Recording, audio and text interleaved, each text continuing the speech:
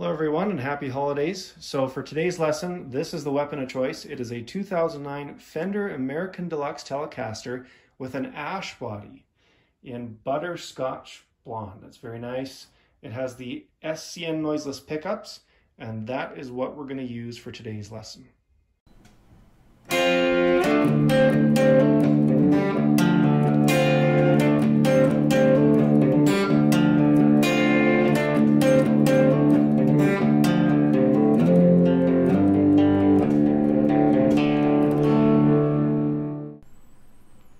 Okay, so here's the intro riff to the song.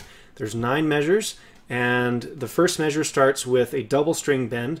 It's our index finger on G5 and our middle finger on B6. And I'm just going to give it a little quarter step bend up. Or you can, I guess you can technically pull the string down, or you can bend it up.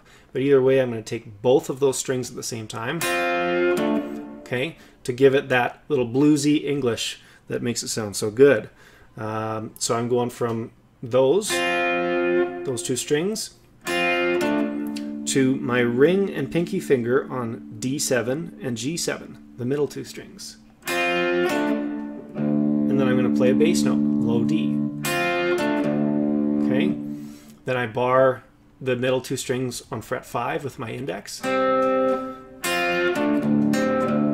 then add another bass note. Okay, the end of measure 2, you get a choice between taking the middle 2 strings on fret 5 and sliding them to fret 7, or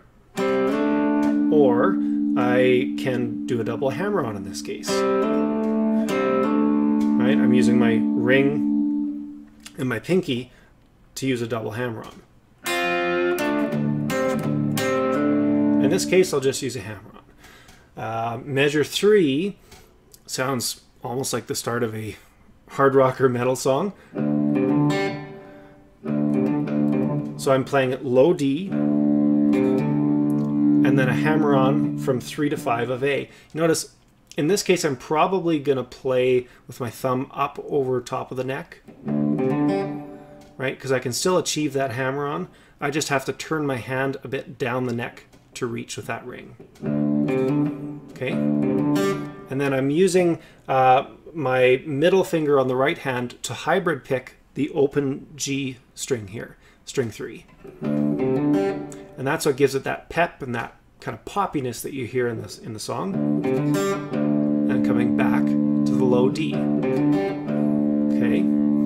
Then I play a slight English on D3. Both of those notes are on the D string. Okay. I'd use a pull-off in that case. And then back again to the low D. You notice there's a theme here. We're kind of droning that low D bass note throughout the riff. I don't think you can really use it too much. If you just use it where you're not hearing the treble notes, you're fine. So, but at any rate, you can certainly rely on the tab that I've provided on Patreon to get it exact. So if I give you measures 1, 2, and 3, they'll sound like this, played slowly.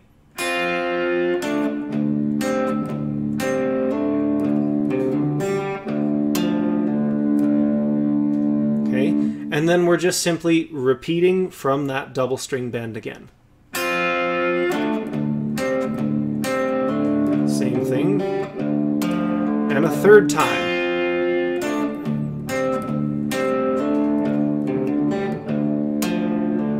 Okay, now the third time around here, I'm using that little pull-off from D3 to D0, and then I'm going to play A3 to A0,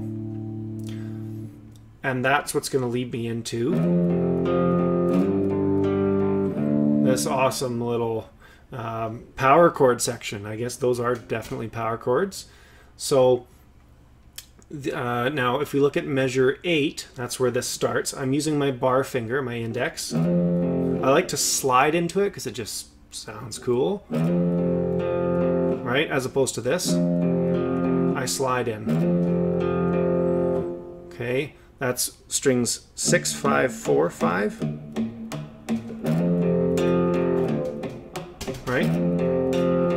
Okay, and I'm using down, down, up, up. You can choose whatever picking sequence you want. That's what I'm using. Okay, then over to frets 5. And then we're to the last measure of the intro. And I'm playing an open D string and an open A string. 3 and 0 of A. And then 3 of A and 0 of D.